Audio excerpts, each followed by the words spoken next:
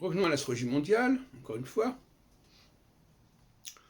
Il faut bien comprendre que les idées politiques des astrologues peuvent influer sur leur façon de faire l'astrologie, subconsciemment ou pas. Par exemple, le fait de dire que le fait d'être dans le domaine de Saturne, c'est justement le fait de nier le rôle des chefs, de nier le rôle des transits sur le Soleil des chefs.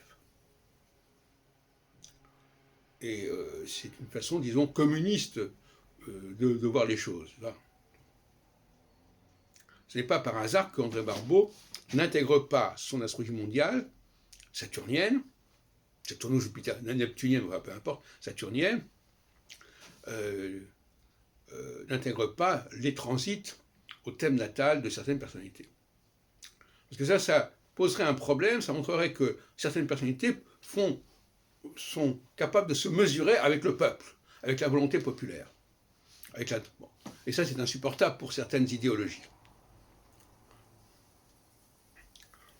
Et inversement, les personnes qui privilégient le thème natal, privilégient le thème des personnalités, sur les configurations mondiales, ont la démarche inverse, une démarche, on pourrait dire, de droite.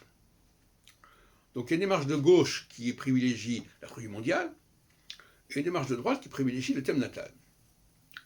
Et entre les deux, eh bien, il y a des gens comme moi qui intègrent ces deux facteurs, ces deux paramètres. C'est-à-dire qui étudient à la fois les tendances fortes saturniennes, que j'ai déjà expliqué tout à l'heure dans une autre vidéo, et à la fois le rôle que peut jouer un chef, un leader, pour juguler, pour maîtriser ces tendances.